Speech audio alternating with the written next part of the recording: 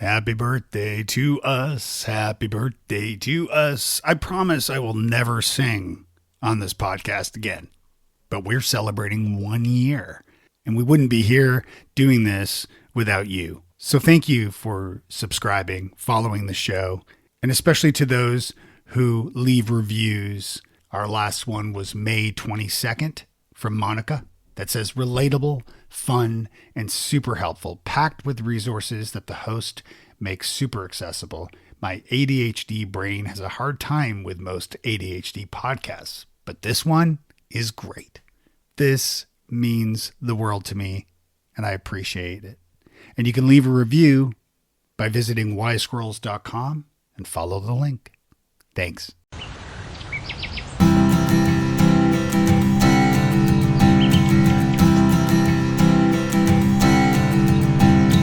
Welcome to Wise Squirrels, the podcast for late diagnosed adults with ADHD. I'm your host, Dave Delaney. Today I've got a great episode in store for you with Dr. Lidia Zylowska, who is the author of the Mindfulness Prescription for Adult ADHD, an 8-step program for strengthening attention, managing emotions, and achieving your goals. It's an excellent book. I highly recommend you pick it up. This is our final week of our first sponsorship of the podcast. And of course, I would be remiss not to mention our friends at Focused Space. And if you haven't tried Focused Space yet, I highly recommend you do. I wouldn't just be saying that. I've been using Focused Space and I really do enjoy it. So you can start your day with positivity and a plan. It's basically body doubling, but it's guided. And it's free, so why wouldn't you try it? If you visit focused.space or click the link in your podcast player and go there now, you can use coupon code DAVE to get your first month free, and then you'll get 25% off every month after that. So head over to focused.space now, give it a try. Not only will you be benefiting yourself in trying this, I have no doubt of that, but you'll also be benefiting Wise Squirrels, because by checking out our sponsors, you're also supporting the show. And speaking of supporting the show, we have 2 new Patreon supporters. These are the people that have opened up their wallets for the price of a coffee to support the show. And man, this gets me really excited, I have to say. So for Jens and for James, I'm talking to you two right now, plus everybody else who's supporting the show over on Patreon. You can look us up at Patreon or just go to wisesquirrels.com/love and you'll find the link there. By the way, I published a little extra audio over on Patreon for our subscribers, and I'm going to be adding some more exclusive content for you because of your support of the show, including some guided meditations from Lidia, my guest today. You'll find those over on the Patreon page too. So head on over there, check them out. And hey, if you like what you see, it's $5. Come join us. I got a question email sent, which is awesome. You can send those questions over at wisesquirrels.com or hello@wisesquirrels.com. This one's from Jody. And Jody said, I've been diagnosed a year ago. I'm on Wellbutrin and am still tweaking meds for my best benefit. At 56, I've learned so many coping mechanisms, but recently quit smoking, which, having taken away my stimulant, I'm having more issues. My question is, how do you go about discussing your diagnosis with your non-ADHD partner, especially if that partner is in the ADHD isn't a thing camp? And could you also address taking G to your doctor about ADHD meds? And thanks. I appreciate the message, Jody. Well, as I always state on the show, I'm not a doctor and I don't play one on the internet. So I have to be clear that I'm not a doctor. So take whatever I say with a grain of salt. But as I always say, speak with your doctor about anything related to ADHD or really anything medical. So I don't know enough about meds to be able to answer your question about like tweaking meds and things like that, obviously. But you did say you quit smoking. And first of all, kudos to you for quitting smoking. I quit like 20 plus years ago, but I quit many times before the final time. And it is definitely difficult to quit. So kudos to you for quitting smoking. It's a huge, huge win. Massive pats on your back for doing that. And keep going, keep going. I use an app, by the way, it's free, and it's called Sober. And I track the days that since I quit drinking. I quit drinking 4 years ago. You can use it also for quitting smoking. And it's a cool little app that sends reminders doesn't just send reminders, but you can actually see how many days you've quit, how much money you've saved. And it creates some cool little visuals that you can share on social media or wherever you like. So I do encourage you to check that out. Obviously, I'm not affiliated with that app. And you mentioned your question about how do you go about discussing your diagnosis with your non-ADHD partner who doesn't believe in ADHD. That can be challenging and something probably to talk about with a therapist. So I would recommend doing that. I think you should, in my opinion, personally be able to speak about this stuff with your partner, regardless of whether they believe it or not, because we need to be able to have these open dialogues, these open conversations with our respective partners. So I do think that you should have that discussion with them, even if they don't believe ADHD is a thing. And if they don't believe ADHD is a thing, well, there are some good movies. I interviewed Nancy Armstrong on a previous episode, who was the executive producer of a movie called The Disruptors, and it features a lot of famous people with ADHD, people that I hope to get on this show one day. Paris Hilton, Howie Mandel, a lot of other great people. I can't really speak to your partner who doesn't believe that ADHD is a thing. That is a problem that maybe you do need to talk to someone about, like your therapist. But if you're not able to discuss this with your partner, there may be a bigger problem at play with your communication as a couple. And so that also might be something worth talking to a couples therapist or someone like that, because you should be able to at least have the conversation, even if they don't believe in ADHD, which obviously is a problem. But the bigger problem at play there would be, in my opinion, the fact that you're not able to have that conversation in the first place. So I do recommend talking to a couples counselor or someone like that, or a therapist to discuss that. The questions section for asking me questions, I try to be an open book with all of this stuff. And if there are, places where things I can't talk about, I will certainly say that. But of course, with questions specifically about, medication or things like that, remember that I'm not a therapist. I'm not a doctor. So take what I say with a grain of salt, but it's always best to consult with a professional. Okay, without further ado, let's get on with the show. I'm Lidia Zylowska. I'm a psychiatrist and also a faculty member at the University of Minnesota. And I specialize in treatment of adult ADHD, in particular using mindfulness as part of that treatment. Yes, and you are the author of the Mindfulness Prescription for Adult ADHD, which is a book that it's one of the first books that I read when I was diagnosed last year with ADHD, and found it incredibly helpful. It's a great resource, not only for those with ADHD, but even for others who want to learn about ADHD, maybe a spouse or partner of someone who is recently diagnosed. I think it's a great book. It has so much good content in there. So we'll definitely discuss that today. But yeah, just thank you. Yeah. And so before we hit record, you mentioned you were asking me about how I kind of started this podcast. Was that right? Yes. Yeah. So it's a couple things. So one of them is that next year will be 20 years podcasting. I've hosted multiple podcasts or co-hosted some over the years, and I've trained and taught people how to create podcasts and things like that. So it's always been a labor of love. And last year I was diagnosed with ADHD at 50. just before my 51st birthday, but I was 50. Being the hyper-focused, creative nerd that I am, I jumped right into it and launched wisesquirrels.com as a resource to share what I was going through for other late diagnosed adults. But then the podcast also came as a way to speak to subject matter experts like yourself and high achievers with ADHD to also share their stories to inspire others. And yeah, that's kind of what brought me here. Yeah, that's great.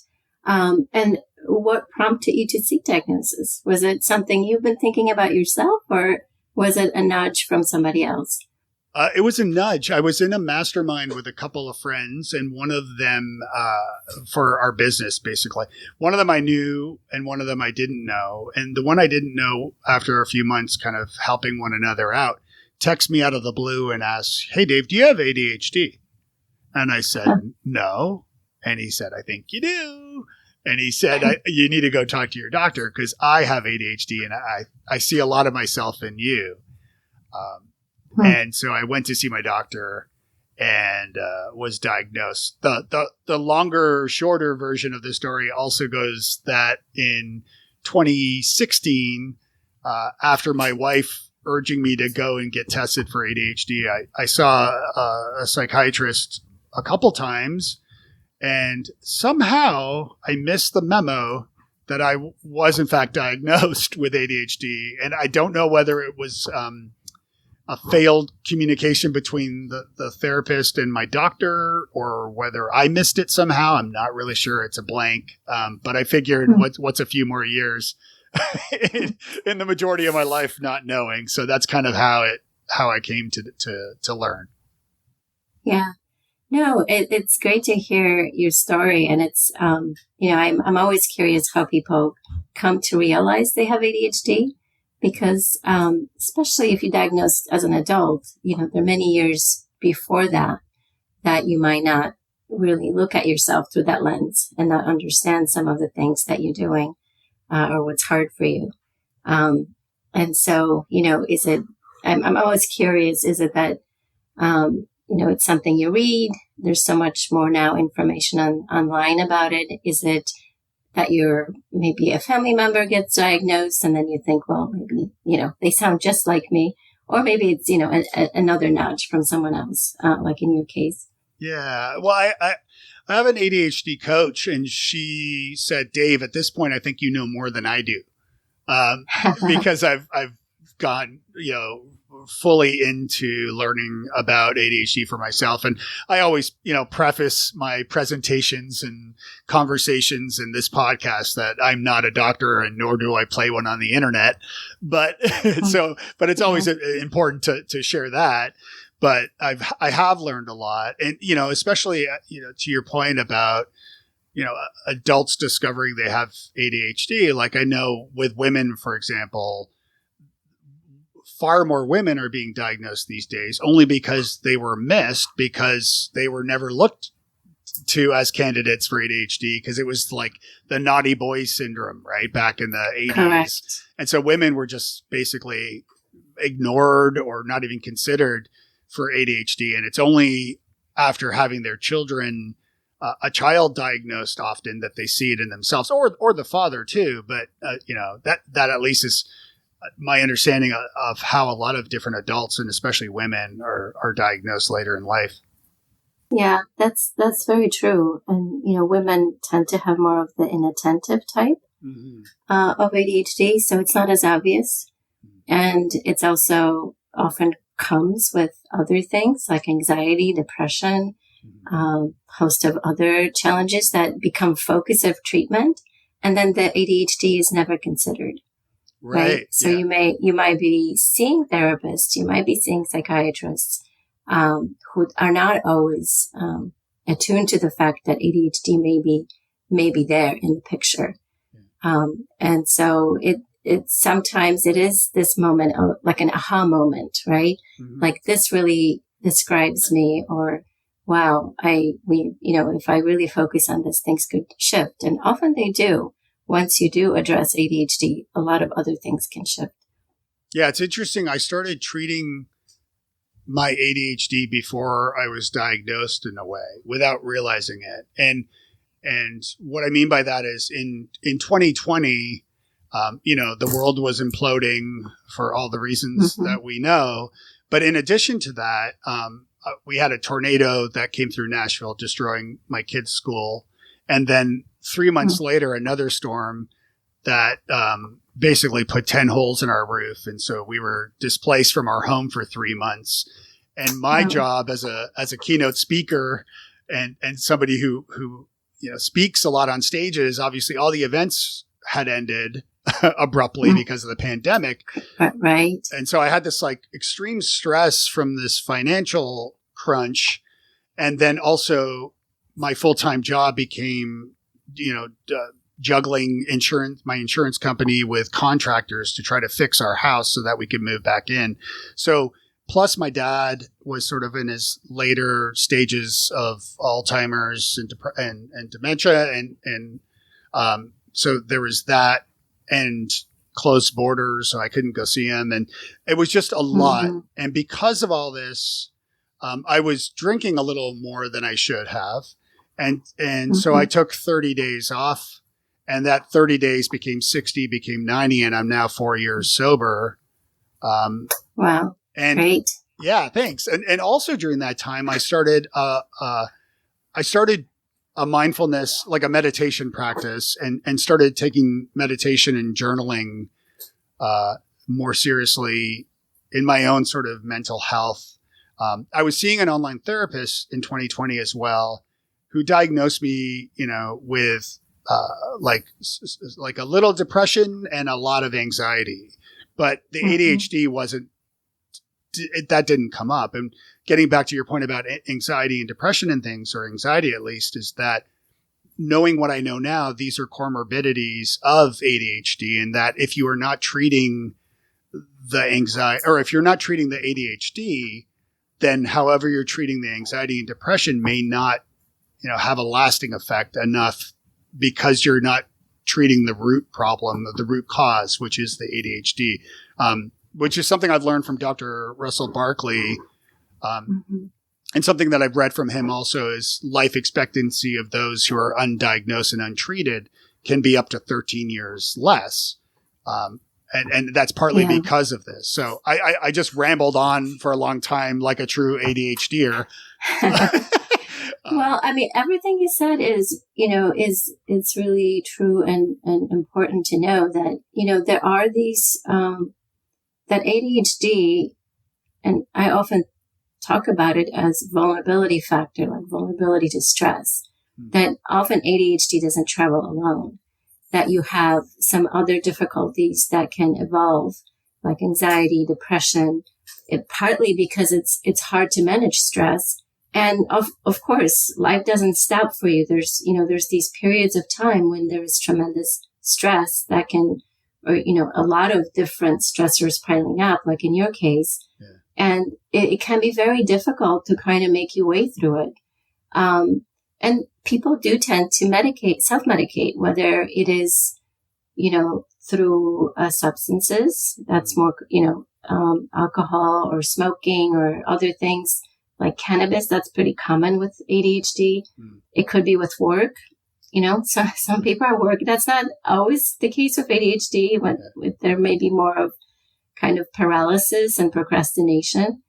But, there are ways people try to cope without fully understanding what's going on. So once you address that core or the root cause of ADHD, it can really make things different in terms of how you manage your stress, how often anxiety comes up, how much depression is in the picture. Yeah. And I like, you talked about in the book about how, part of it is not with everyone, of course, and, no two ADHD cases are the same, of course, but with low self-esteem and self-doubt and how those are common in ADHD. And certainly those are common in myself. Yeah. I like to say that ADHD definitely can affect relationships, but the relationships with others, but also relationship with yourself. Because there's some, we know that ADHD is, you have good intentions, you have knowledge what you're supposed to do, but then you get in your own way. And that can be very difficult. That can be demoralizing.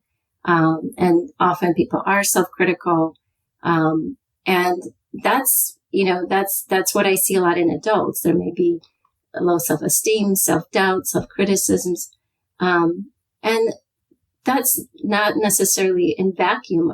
Oftentimes as children, you get these messages too, right? That maybe you're not performing the way others expect you to perform. Mm-hmm. And so you're getting negative stuff coming at you. ADHD behaviors are often irritating to others and frustrating. So, there you can pick up this that people are annoyed or they're expecting you to do something different, and yet you can't control it. So that's a difficult place to be in as a child. And then as you become an adult, then you see yourself, getting in the way. And that can be very frustrating and discouraging. And I like how in the book you talk about reframing ADHD from being a deficit to more of a difference, like a biological, like focusing on biological diversity, for example. Like, can you talk a little bit about maybe how we, as like ADHDers, but just anyone can reframe, ADHD? Yeah. So I think it's helpful to think of ADHD as an example of neurodiversity. I think there's a lot of talk about neurodiversity now, which means it's an example of differences that we have, the human race has, in how they're wired, how they're how they're functioning physiologically, and how on the cognitive level biologically. And we know that ADHD is a developmental disorder, means you're born with it. As a child, you already have, signs of ADHD. We know it runs in families. So there's a strong genetic predisposition. It's as heritable as height. Of course, we also know it's not kind of a gene that you turn on or off. It's often multifactorial, or multiple genes are contributing to the risk for ADHD. And so it's, it's on a spectrum. It's like a biological trait on a spectrum. And depending on, the genetic loading as well as environment, early environment is also important. You can have more symptoms or less symptoms. Yeah. And so it's really important to have that framing. And it's, we focus so much on the deficit disorder aspect, for a good reason, because people are often struggling, and it can be seen as a disability. And we have, laws to protect, those with disabilities at school and at work. And I think that Russ Barkley is, very vocal about that, makes strong point that, we don't want to minimize the struggle of ADHD. At the same time, if it's a trait that can come with some other qualities that can be positive. What I see, and it's not well studied, but there is indication that creativity or divergent thinking is heightened when you have ADHD. In my clinical work, I often see people being, having a lot of interest. Being kind of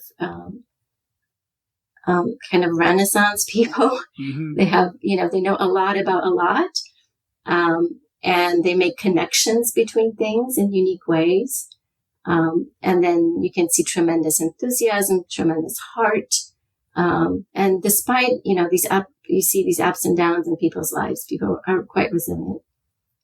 Yeah, I find for myself that I get, like, I'm working on my next book right now, and I'm 18,000 words in, and it is very much about ADHD in my life, and it's part memoir, but part professional development or personal development. And within the book, I've hit a wall, and I've gotten to this point where I know in myself that when I get overwhelmed, when I get too many choices, then I start to stall out. And it's why, like, you know, I can become hyper focused on something creative like writing, but then but then I hit a wall suddenly. And this is something that actually I'm going through right now. Yeah. So, you know, it's helpful to also, we're talking about reframing ADHD. Yeah. It's helpful to reframe ADHD as self-regulation or executive function disorder. Mm-hmm. I'm sure you've heard those terms before talking to others. Yeah. And this is, again, a nod to Russ Barkley for talking a lot about this, that it's really a difficulty regulating attention, not necessarily deficit of attention, right? Mm-hmm. You can have distraction or distractibility, and you can have hyperfocus. So it's just difficulty regulating the attention to the context. Yeah. There's definite, you know, difficulty regulating emotions, and then also actions or behavior. So it's on these three levels. It's not just attention. And executive function has to do a lot with your actions, your task management skills, time management skills, and prioritizing, because there's this difficulty with filtering out information, and active mind, right? So you kind of seeing a lot and you connecting a lot of ideas, and then it can be overwhelming. Like, you know, like, where do I start? Or how do I, get focused and maybe stay somewhat linear in my thinking? Yeah, absolutely. Absolutely. Let's talk a little bit, or let's talk a lot about mindfulness and meditation. Sure. What is your background in exploring meditation? How did that come about for you? Yeah. So I was, a resident in psychiatry. So I was doing my training in psychiatry at UCLA, and became quite interested in holistic medicine at that time. I had a chance to leave my residency for a year and do like a deep dive into integrative medicine, working at the East-West Center at UCLA. And during that time, I was exploring a lot of different tools, different methods in that space, and mindfulness is one of them. I did training with Jon Kabat-Zinn. He's sort of the father of mindfulness. He created a program called MBSR, or Mindfulness-Based Stress Reduction Program, which is sort of the model of mindfulness training in clinical settings and for stress in general. So I did the training there with him, became interested in another program that was just coming up, called Mindfulness-Based Cognitive Therapy, or MBCT, that was developed particularly for depression, but it was a really a nice model of bringing ideas from, you know, psychology, from cognitive therapy and mindfulness. And it was in the world of psychology, it was a bit of a departure from just talking about things and, you know, and maybe looking at your thoughts and changing them, to bringing mindfulness, which is a training in shifting your relationship to thinking and shifting your relationship to experience, and bringing the body a little bit more, noticing body sensations more. And that's very helpful in awareness of emotions and self-regulation of emotions. So I was very fascinated by that. Yeah. I found it super, super helpful for myself. And, you know, training is difficult. Medical training in many ways, you know, is a practice of ignoring yourself and not paying attention to yourself. You just kind of learn to keep going. And there's often stress and burnout. And, you know, we know this is affecting a lot of physicians in practice as well. But so it was really sort of a different way of being with myself to do some of these trainings. And I went to meditation retreats. You know, that's, if anyone is ever interested in like a deep dive into mindfulness or meditation, I do recommend silent retreats for a few days, maybe starting just with 2-3 days and then seeing how that goes, and maybe increasing to a week. And, you know, that in those environments, you really focus on like, how is my mind working? How is my body? What's coming up for me? What feelings am I feeling? And so that was partly, my own personal exploration of that. And not after that, I was doing a research fellowship. It was a clinical scholars program. So I was in a kind of lucky position of having some money to develop a research project of my own choosing. And I was actively exploring mindfulness and simultaneously starting to learn about adult ADHD. And this came separately from mindfulness. This was when I was still training in psychiatry. I had actually a couple patients in my practice that were women with ADHD. And I was working at the Women's Health Clinic at UCLA. And I had one after another, 2 patients that just had their children and they were just falling apart, struggling tremendously. And it turns out that they were diagnosed with ADHD before they had their children and had systems and had ways to pace themselves and, take breaks and some strategies like exercise to help ADHD. But that's very hard to maintain once you have a child, especially in those early days, right? And so it was kind of a quick education for me in adult ADHD, particularly with women, because it was not a topic or subject that I learned about through most of my training. Adult ADHD was not talked about as much then. And I train as an adult psychiatrist. So the topic was really not taught. So I really had to quickly learn about it, and I was interested in that. I met a mentor that later on became my research mentor. This was Susan Smalley, who was doing studies of families with ADHD. And so through that relationship and through my exploration of mindfulness and adult ADHD, it became clear that these 2 areas can merge, that they can really benefit from studying. And initially, when I proposed mindfulness for ADHD, I often talk about the pushback that I got, that this was a setup for failure, that, you're asking people who have trouble sitting still, trouble paying attention to do that in meditation, which is already hard for most people. And so, it wasn't like a slam dunk idea that mindfulness should be used for ADHD. But when you experience mindfulness, when you study it, and, at that time, there was also a lot of interest in bringing the lens of, cognitive psychology into mindfulness world. When you start looking at mindfulness as cognitive training, you start realizing you're doing a lot of attentional training. It's all about, shifting, moving attention, creating a different awareness of your attention. And in that sense, it's a perfect match for ADHD. Yep. When you have a weak muscle, you exercise that muscle, right? Yeah. And so if you want more control of your attention, you exercise your attention.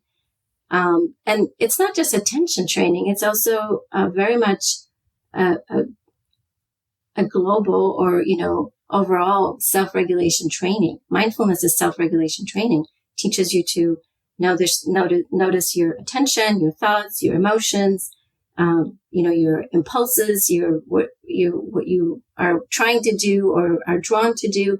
And it creates a space between you and those inner experiences, so you can make a choice, or you have an opportunity to say, I could do something different, or I could stay with this a little longer to understand it a little. Yeah. So it really builds awareness and builds some skill in how you respond. Yeah, I find it's fascinating. I mean, the things that I've discovered through my own education in mindfulness and meditation in my own practice that, I do every day, at least for a few minutes here and there. But, I read Wherever You Go, There You Are by John Kabat-Zinn, and who you mentioned, and found it to be honestly the best book I had read at that point on meditation. Certainly, reading yours after the fact was just such a good revelation of connecting the dots between ADHD and mindfulness. And I think a lot of people, I was also going to ask or going to mention that the fact that my understanding at least is that with ADHD diagnosis increasing in adults, it was partly because of the pandemic and how we lost our scaffolding, we lost our offices to go to and so on. And I'd never thought about, I'd realized that was a source of increases in diagnosis because of people losing their quote unquote scaffolding, but how women after giving birth, losing their scaffolding in their lives also accounts for that increase in diagnosis, which I hadn't thought about before. I think one thing that I often get asked about is the difference between meditation and mindfulness, right? Because the two get used kind of hand in hand all the time. And your book doesn't, at least the title of it doesn't mention meditation. However, it talks about mindfulness. And at least my understanding really is that meditation is the training one needs to do, or at least part of the training one needs to do in order to increase their mindfulness. Because the opposite of mindfulness is mindlessness, right? And not focusing on things. Can you talk a little bit about that difference between mindfulness and meditation? Yeah, that's a really important distinction. Meditation has many different forms, and mindful meditation is one form. It's derived from Eastern traditions called Vipassana or insight meditation. So in that context, when we look at some of these older traditions, mindfulness is almost synonymous with meditation practice. But mindfulness can be really looked at as a different way of being with your experience, a shift in how you are noticing your experience, how you're relating to your experience. And that can be done, anywhere, anytime in the midst of daily activities.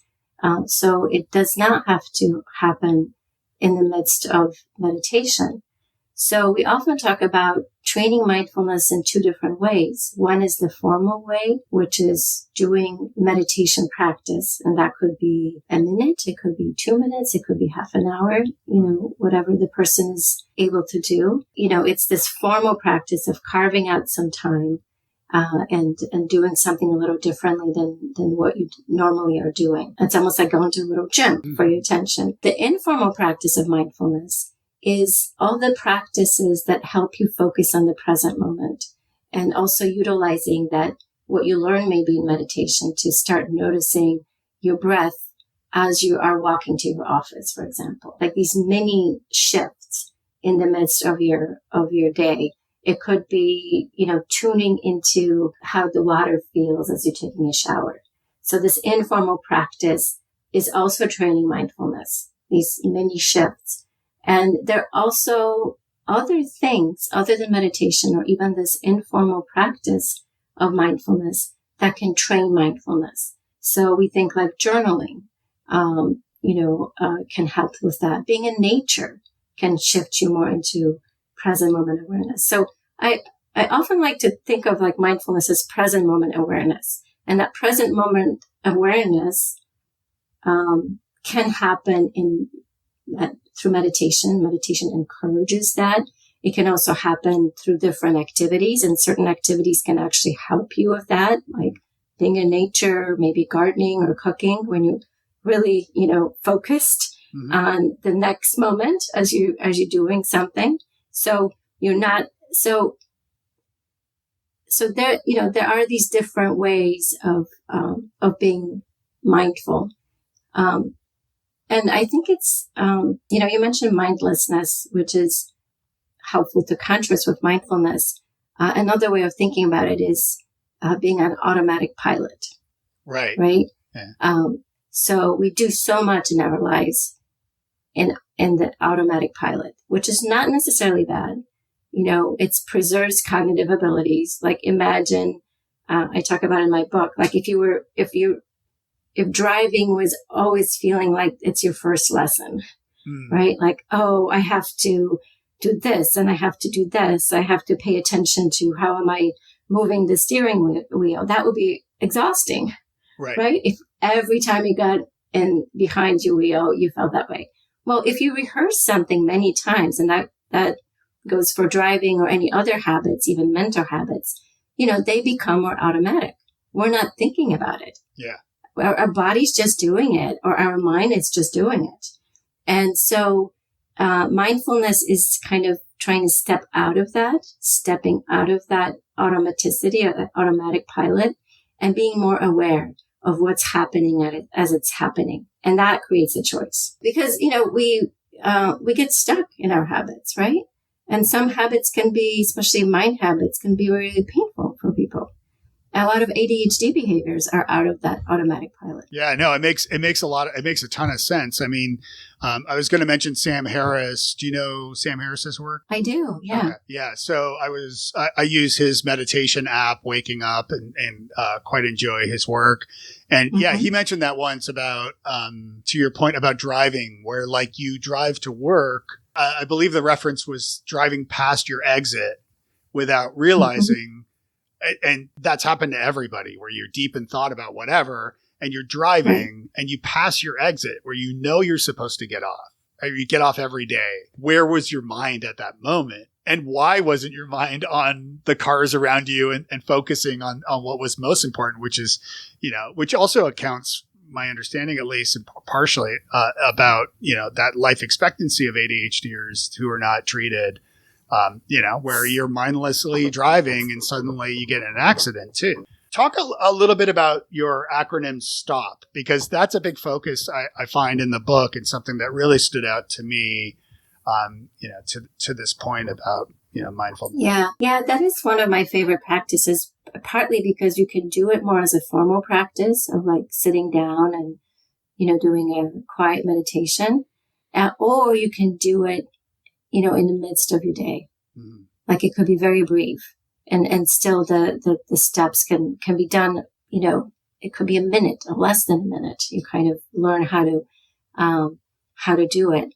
And so the stop practice, that each letter stands for something. So it's a little mnemonic or reminder of what to do, which I think is helpful when you have ADHD, right? So it's like, it can help you say, can cue you, what the practice is about. So S is stop or pause. T is take a breath, or a few breaths. O is observe in the present moment. And then P is proceed, and, proceed with more awareness and maybe creating a new choice. So the way it happens, is even as we're talking right now, like we can, for a moment, like pause. Even as I'm talking, I can do a little bit more of like a deeper breath, and then, observe a little bit how things are, like how am I feeling, like how am I sitting? How is my back feeling? What else may be there in the background of my mind, but I can bring more attention to it. And it's a really mindful check-in practice. Mm-hmm. And once you check in, then you proceed with this deeper self-awareness of, do I need to change something? Is there a need that I recognize for myself? Do I need to, continue as I am, or do I tweak something? So I like that practice because it is a practice that is an antidote to being elsewhere than yourself, or elsewhere than the present moment, which is an issue with ADHD. Mm-hmm. With ADHD, that there's so much often activity in the mind, right? There's this very active mind cloud. And you're also distracted by things in the environment, sounds or other people. And, all of us now have so much attention pulled by devices, whether it's the phone or the computer. So the attention is often out. It's not, it's in your cloud space, but that can take you to the past or, to the future. Doesn't always focus on the present. Regularly, when you're in your mind, you're somewhere else. So it's hard to actually be fully aware and in the present. And there's lots of things in the present. It's kind of maybe just to make it more concrete. There's lots of options in the present moment to focus on. And sometimes people may say, like, what's the point of focusing on, my breath? Well, breath, of course, there's ability to like deepen your breath. You can, with deeper breath, get more relaxed. So that's often a focus of meditation. But in mindfulness practice, you can also focus on, the sound of traffic. That could be a practice. And then just notice, is it pleasant, unpleasant? But what you're training when you focus on traffic is you're really training meta-awareness, meaning you are moving your attention at will somewhere. You're returning to that if you get distracted. You're observing this process yourself. And you're just a lot more aware of that experience. You can also choose to drop that focus and move to something else. Yeah, you talk about that in the book, about like dropping into awareness, that meta awareness of what's going on around you, or whatever is happening inside you too. Talk a little bit about, because something I found very helpful in my own practice from your book is about labeling thoughts. Yeah. There's a saying in psychology, psychiatry, you name it, you tame it. There's such value in putting words on your experience because it creates a little shift. So being able to observe and also name what's happening, it can help create a little bit of space between you and that experience. And it's also helpful to think about how naming happens. We get so attached to our thoughts and feelings. So it may be helpful to just name them as a certain phenomena, as opposed to I'm thinking this or I'm feeling this. I remember when I was learning mindfulness early on, there was a training in, going through your body. It's called body scan. When you put attention on the top of your head and then you notice your forehead, then you move your attention to your chin or your cheeks and then shoulders and arms and so on. And there's an emphasis to not say my shoulder, but, shoulder, right? Mm-hmm. It's not your, moving attention to your hand, but moving towards the hand or noting to yourself, hand, knee. And that it's also helpful to in the practice to, when you're thinking about something, is to just say, there's a thought. It's a thought. Mm-hmm. Or emotion, or you can name the emotion, like there's fear. I see fear. And try not to personalize too much of what you're observing. So the language helps you with that shift. There's rejection sensitivity, which is an issue of ADHD, or there's pain. I feel hurt. Or I feel hurt, or there's hurt. So the labeling, however it comes, I don't want it to make it too hard for people to label, but it's just, it's a nice practice to play with this naming your experience and creating some space. Yeah. You mentioned body scans, and I have had you in my ears going through your own body scan meditation, which can I include that so that people can do that? Would that be okay? Sure. Okay, awesome. Yes. Yeah. One thing that has come up recently, and then it's come up, here and there in the sort of zeitgeist, is at least alleged or perceived or perhaps real dangers associated with the practice of mindfulness. can you speak to that at all? As far as, one thing that I read was a push to add disclaimers or warn people of possible, negative side effects of the practice of mindfulness and meditation. Can you speak a little to that? Yeah, that's a great question.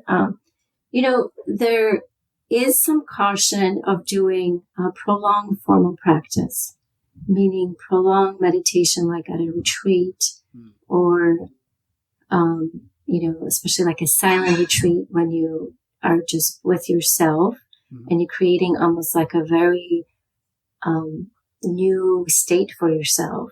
That if there's history or vulnerability to things like psychosis or bipolar disorder or mania, that sometimes that intense meditation can precipitate the symptoms. And so you have to be careful when you have that history, when you have this maybe family history and doing very intense or very extreme, meditation practice. If the practice is short and, with mindfulness, if you're doing this for 5 to 10 minutes, or if it's more in the midst of daily activities, that caution is not as strong there.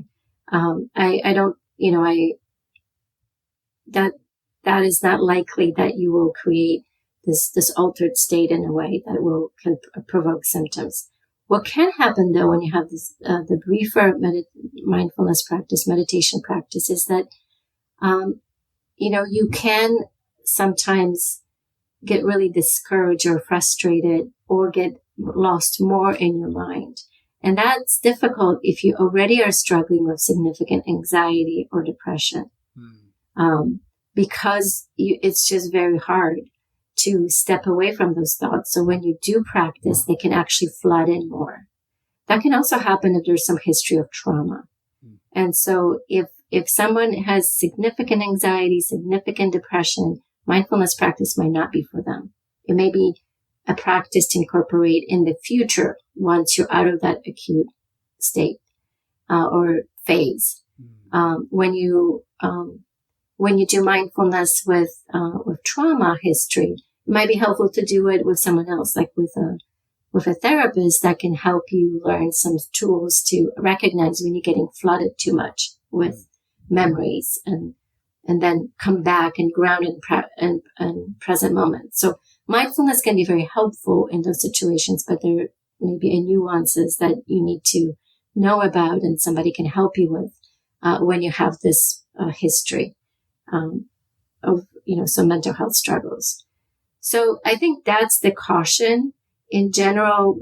Brief mindfulness in daily activities. I don't worry about my patients struggling with that. But you have to think about these and see if what's true for you. Yeah, that's great, and that's a good point. I think, some of the meditations, some of the practices and things that I've done, usually guided through different sources, but like one of them was like in front of a mirror looking at myself. And that got a little weird because, there you are staring at yourself for an extended period of time. I think there are a lot, at least in my own experiences, certainly, and again, not a doctor, I have found the rewards of a mindfulness practice and daily meditation practice to be just so helpful of just reframing thoughts and being, giving myself more grace. I have friends who, I'm not one that pushes things on people, but, I have a couple close friends and we've talked about meditation before.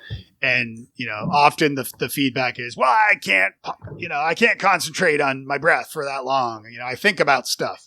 And I always say one of the things that I've learned is to, like, as you have a thought, instead of trying to get it out of your head, think about the thought and let it play out like a little short movie in your head. And I found this to work really well, so that if I'm thinking of something I need to do, let's say pick up my kids from school or something, then I just imagine myself driving to the school, in the car line, picking up the kids. They say hello. We play some music. I drive home, and that's it. And that thought goes in and out of my head just as quickly or even faster than I just articulated it to you. So yeah, I find giving yourself permission to let these visions or thoughts play out like short films and then returning to the breath has been really helpful for me. Yeah. Just, something to know about is it's helpful to learn mindfulness in a group with others or with a teacher. We have so many now mindfulness apps and things like that. There's maybe a little bit less opportunity to check in with someone like, hey, I'm having this experience or this difficulty and getting feedback. But that can be tremendously helpful when you're first learning mindfulness. And mindfulness is versatile, so there is different practices. And sometimes, some practice may resonate with someone more than other.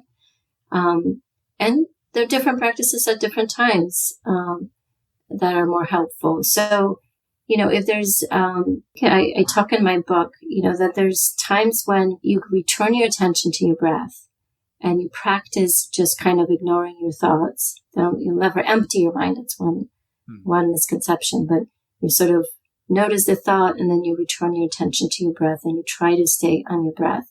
And I like to say it's practice of returning to the breath, not staying on the breath, because it's impossible to stay on the breath. So it's, if you get distracted 100 times, you return 101. And, that's one practice. And there's another practice, which is more like awareness of thoughts, which is a little bit, I think, what you were talking about, which is you use your breath as kind of an anchor, but you also practice just being like a witness or observer of this stream of thoughts. In our program, we talk about watching thoughts as if there were clouds in the sky. They come in your view, you can see that, and then you let it, they usually go away or some other cloud comes through. Another visual that's sometimes used is, their thoughts, they're like leaves on the stream, and you're sitting on the bank and watching the leaves go by.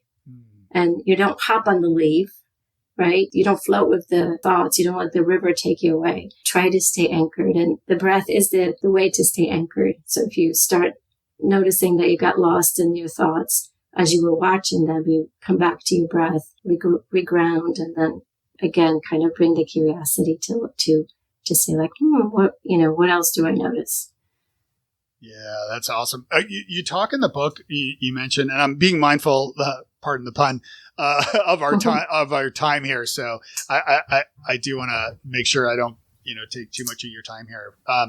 But you wrote that if we practice belly breathing, we can induce the relaxation response. If you tend to be a habitual chest breather, a trait linked to anxiety and stress, breathing through your belly may feel unnatural at first, so don't force it. Can you talk a little bit about steps to breathe with your belly? Because this really stood out to me because after reading that, I realized like so often I am breathing through my chest and not through my belly. I think, I've got the former beer belly tiny, but it's still there. And so, as so many self-conscious people, I think I'm naturally sucking in my belly at any given time. Yeah. You almost like, I haven't thought about this before, but I almost think about the image of the Buddha and his big old belly hanging out. I've never really connected those thoughts, but there you go. Like, maybe that's why he's like, letting it all hang out. Can you tell us a little bit about some strategies for focusing on the belly when you breathe? Are there ways to do that? Yeah. Well, first of all, we naturally shift into like chest breathing or a little bit of like a shallow breathing when we're stressed, anxious, or even busy. I see often people with ADHD, when they focus, they kind of hold their breath a little bit. And so there is that tendency to breathe more shallow, maybe more faster. It's kind of associated with more stress and anxiety type of breathing. And that can become habitual. We also know that if someone is relaxed, or kind of in the more the so the stressed state is more sympathetic nervous system. The relaxed state is the other nervous system, parasympathetic nervous system. When you are kind of softer, your muscles are softer, you're breathing more deeply, and you're breathing lower in your belly. So a lot of practices of meditation is to try to help you induce the relaxation, and it's a two-way street. So when you're relaxed, you tend to breathe more through your belly. But if you kind of not force yourself, but like invite yourself and practice doing more belly breathing, it can shift the physiology towards relaxation. So, there's value in this people call diaphragmatic or belly breathing, that you can induce more relaxed physiology. But, if you're really stressed trying to do that, it's like trying to put a brake on a car in motion, right? Yeah. Like you revved up and you try to switch it to stopping. It's not going to happen right away. So there's a need for some like gradual shifting. So sometimes when people have a lot of, have the habit of breathing through their chest, I often recommend just starting to observe that tendency first. And you can observe that by putting hand on your chest and your hand on the belly and just noticing like what's moving more, your hand on your chest or your hand on your belly. Yeah. And as you observe your breath, oftentimes people do relax a little bit just by kind of being a little quiet and observing the breath. And it becomes easier then to do a little bit more of the belly breathing. And what can help is thinking of inhaling to a count of 1 and exhaling to a count of 2. So the exhaling is a little longer. Okay. Like 1-2 ratio in a way. There are different ratios people have for breathing, but I like the simple one of take a breath in and then, pause for a little bit, notice the transition to exhale, and then you exhale a little longer, maybe twice as long as the inhale. It can help to have like your hand on the belly, or it can help to have an image of like a balloon that you're expanding in your belly. In general, if you lay down on the floor, it's easier to breathe through your belly. So that could be one way of kind of exploring that. Stretching out on the floor and then putting a hand on your belly and breathing through your belly, seeing how that feels.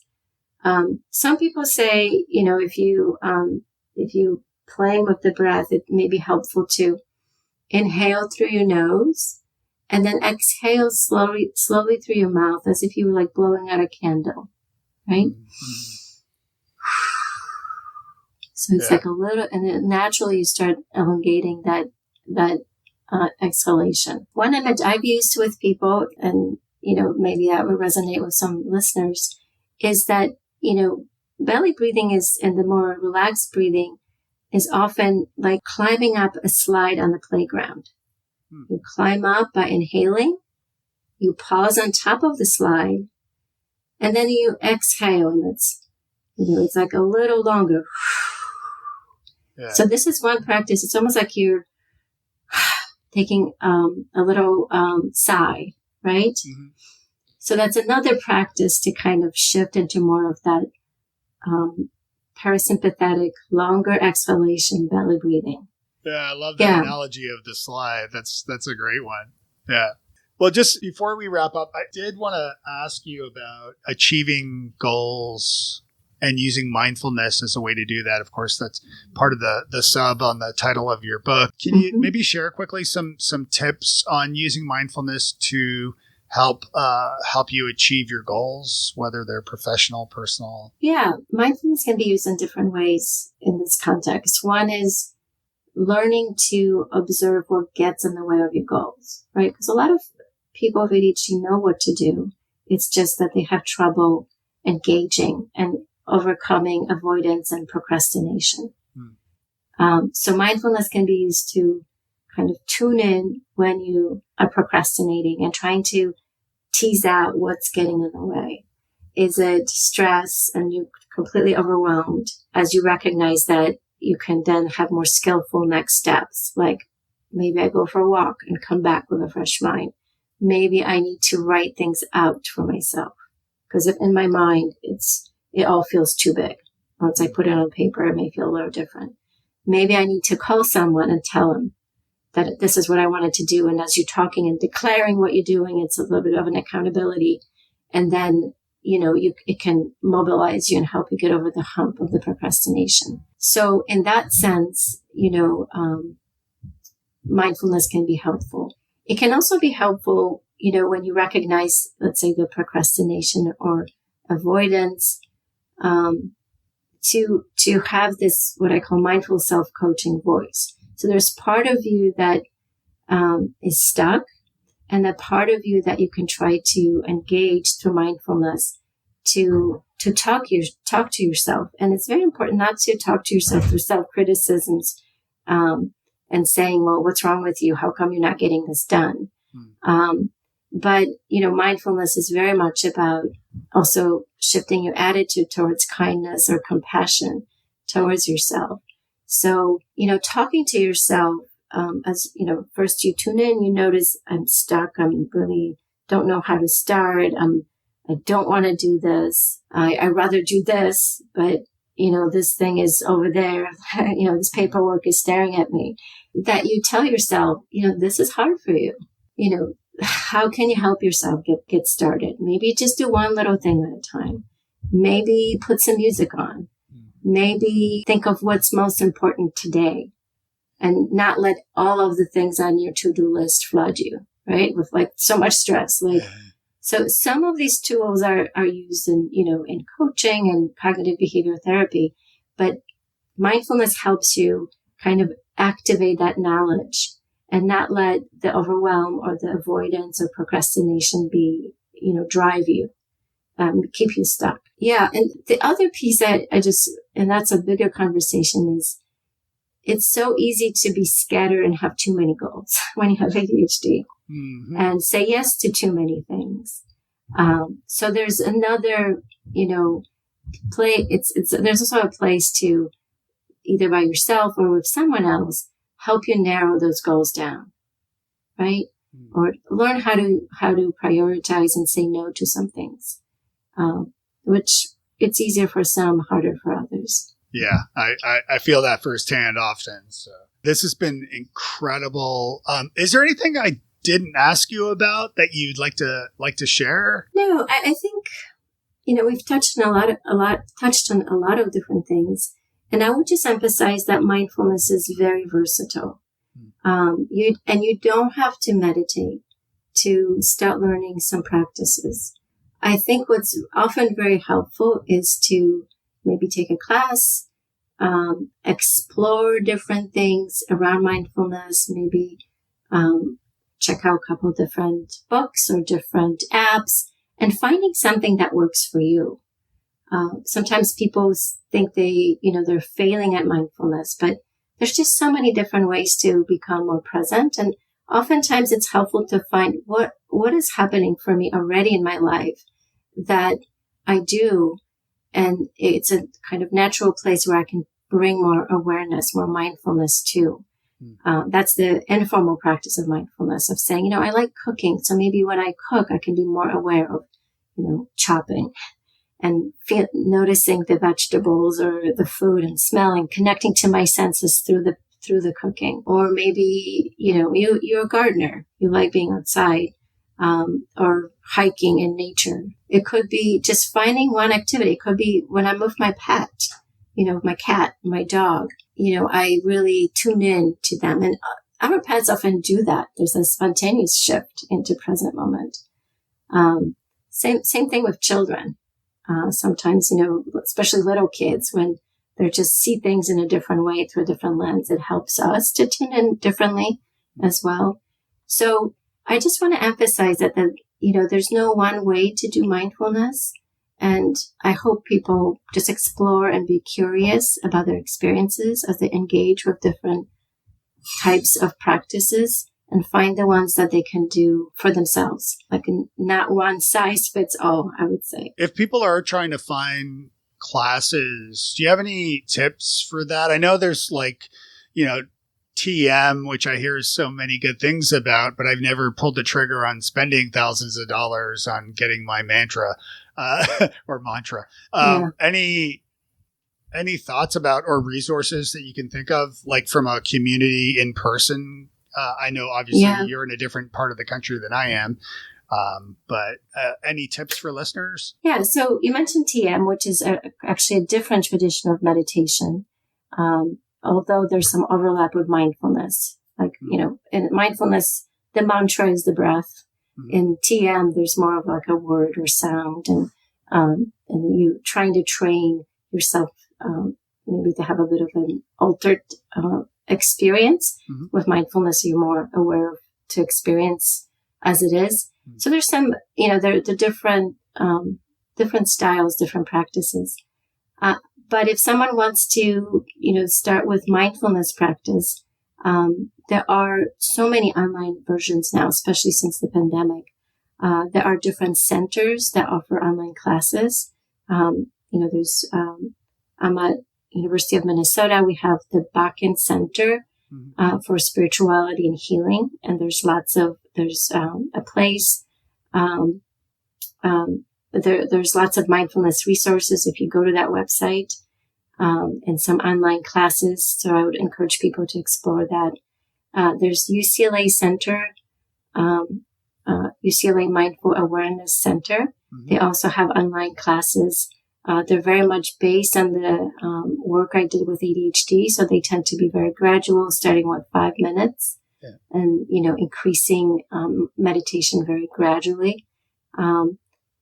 So that there are, in most communities, there may be MBSR class or MBCT class.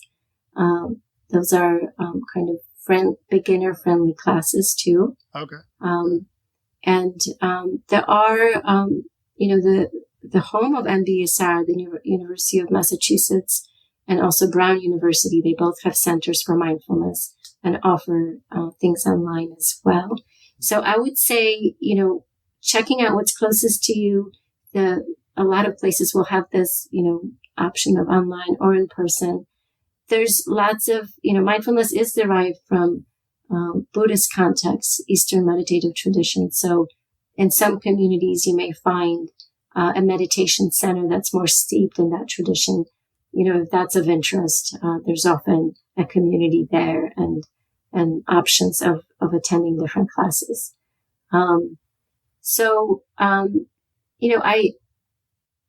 Another one I want to highlight at UC San Diego has lots of online classes.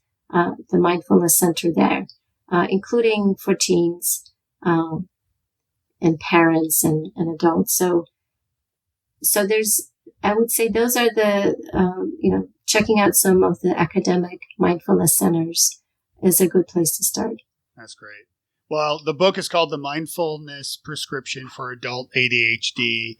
It's a fantastic read and lots of great resources. I took tons of notes. So thank you for creating such a valuable resource for both, neurotypicals and neurodivergent people. I think, it is a really great book. So I do encourage everybody to check it out. Lydia, how do people get a hold of you if they'd like to learn more about your work? Sure. They can certainly reach out through my website, lidiazylowska.com. Or they can find me through the University of Minnesota and check in. There are 2 more resources I want to mention that I forgot to mention.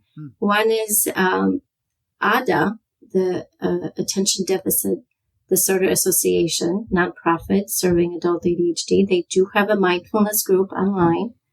And so if you wanted to, if people want to connect with other ADD adults doing mindfulness, that's a really good place to check out. I also recently created a YouTube channel, which is at Mind4RX ADHD, and put a free mindfulness practices there as well. And so that could be a place in addition to my website where the resources are found. Okay, great. And I'll make sure to link to things that you mentioned here on the show notes page at wisesquirrels.com so everybody can find it. Well, thank you so much. This has been really a pleasure getting to know you and learning more about this. So thank you. I appreciate it. Likewise. Thank you for having me. Hey, if you liked what you heard today, would you do me a favor? Would you visit wisesquirrels.com/love? That's where you'll find links to become a Patreon by supporting the show. You can advertise on the show. You can also record an audio comment, question, or even email me a question that I can include in an upcoming episode. And you can even leave a little review to let me know how I'm doing. There's more there. wisesquirrels.com/love.